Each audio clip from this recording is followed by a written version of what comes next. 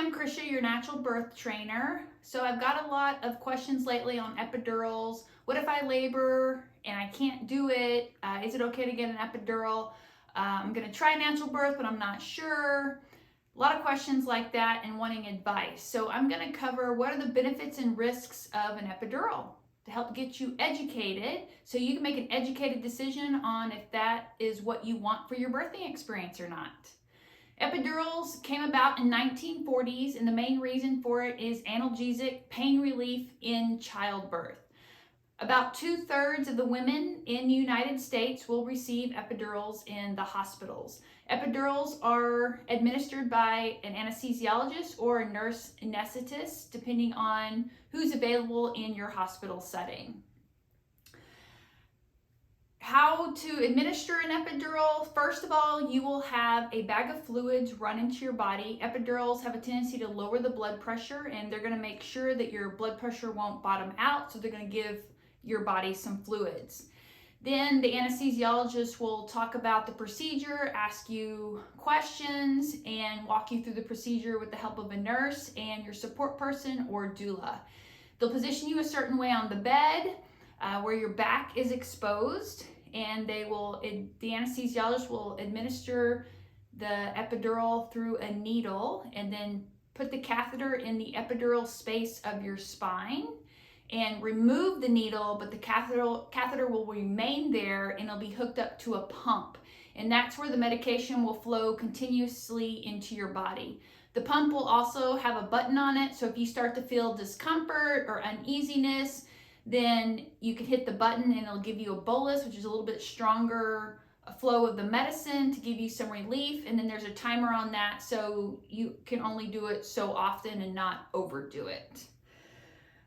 There's also a thing called a walking epidural. I personally have never seen it in all my years of being a doula, but I do know it exists. And so it's just a light flow of medication into the epidural space where mom still has the motor skills of her legs, so she can still actually walk around with a little bit of taking that edge off. The best time to consent to an epidural is right around 6 centimeters. So that's kind of the switch point of early labor into active labor. Things are kind of picking up and getting more intense. That increases your chances of a vaginal birth. All right, let's talk about these benefits and risks. So benefits first, pain relief. You don't want to feel what you're feeling in the throes of labor. You want your epidural because it gives you relief.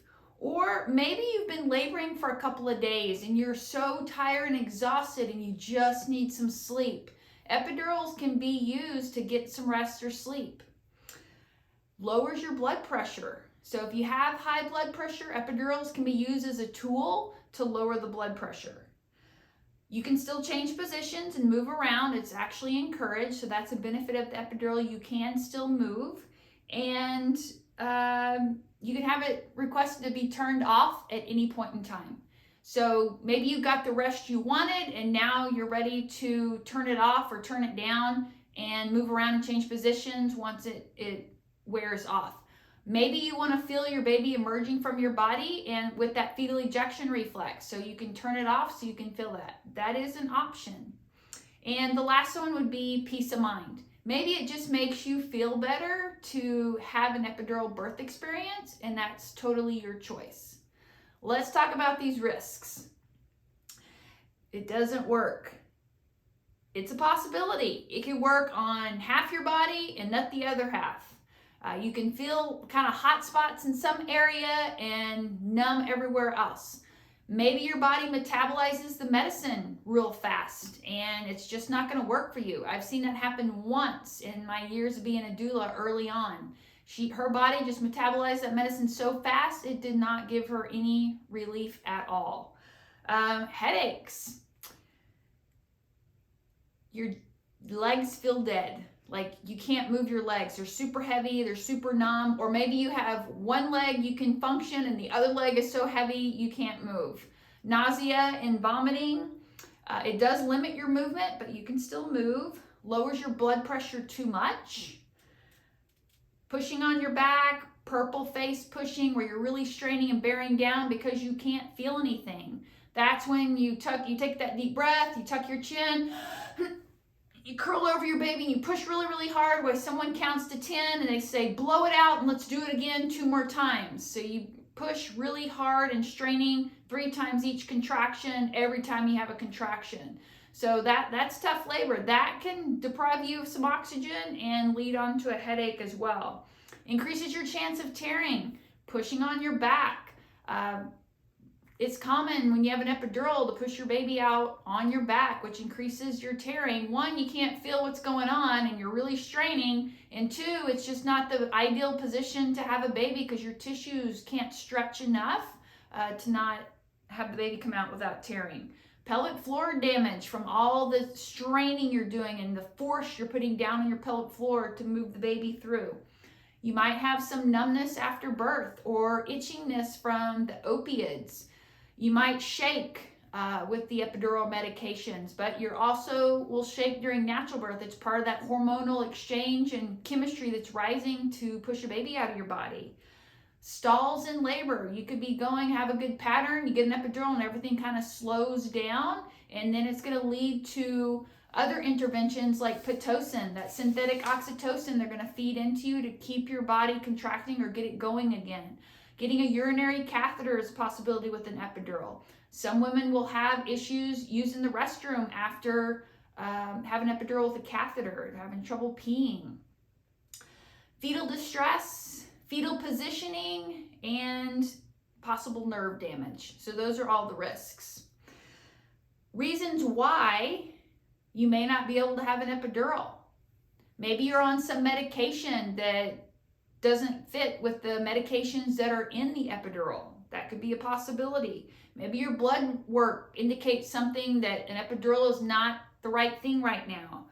Maybe the person administering the epidural can't find the epidural space in your back, won't be able to administer it properly. Maybe you have some heavy bleeding. Maybe there's an infection in your back. That would be some reasons. No one is available to give it to you. So you may have to labor a little bit longer before there's someone available to give you an epidural. Some hospitals have policies where you can't get an epidural till a certain point. So you might want to call L&D and check on that point at your hospital. And then lastly, you waited too long. Your baby is coming out of your body. So just get in there and keep laboring your baby across the finish line. That's a possibility. All right, so there's one other question that I really want to encourage you to ask, just to bring your awareness up on it, and I don't hear it talked about a lot, so I want to educate you on this point. What is in the epidural cocktail? What drugs are in the cocktail of the epidural? There's different ones, and it will vary from hospital to hospital, and you might want to know what type of drugs are going into your body. So you want to ask. One of the drugs that's being used more often is fentanyl, and it's not being disclosed. Fentanyl is a narcotic, it's a synthetic opioid, and it's like 100 times stronger than morphine or oxycodone. So you might want to know what's in your epidural cocktail. If you want to know more about medications or drugs being put into your body for childbirth, or really for any time at all, you can go to this website called drugs.com. You enter the medication and it pulls it up and it tells you all about it. Side effects, what it's used for. You can get yourself a lot of knowledge on drugs at drugs.com. So I encourage you to do that. So with this knowledge and any other research you do on epidurals, which I do encourage, it's your choice. Are you going to accept or are you going to decline? It's your body, it's your choice. It's your birth, it's your choice. It is your baby, it is your choice. So make sure you have the education so you can make educated decisions for your birthing experience. Whether it's in your birth plan to have an epidural birth, or maybe I'm not too sure, am I gonna go unmedicated or medicated? Or maybe your birth plan changes somewhere along the way. Have the education so you can make those educated decisions when you need to. Whether you plan to have a natural birth or an epidural birth, I do encourage you to train for birth. Train for Birth is a natural birth workshop. I teach you the natural birth skill set, how to labor your baby across the finish line naturally, but it's also a training program to prepare your body for childbirth. We train your body, we train your mind with exercises. There's an exercise program with a training packet, and you do those exercises repetitively. It helps prepare the pelvis for a baby to go through. And it also helps you get into your birth zone so you can get in and out of labor quickly. So whether you decide you want a natural birth or you want an epidural birth, come train with me. I'm ready to train with you. If you live in the Dallas-Fort Worth, Texas area, I have in-person workshops you can look into. If you are somewhere else or you prefer virtual knowledge, I have online courses as well. You can find all my natural birth workshops on trainforbirth.com. Train your body, train your mind, labor your baby across the finish line. I look forward to training you soon.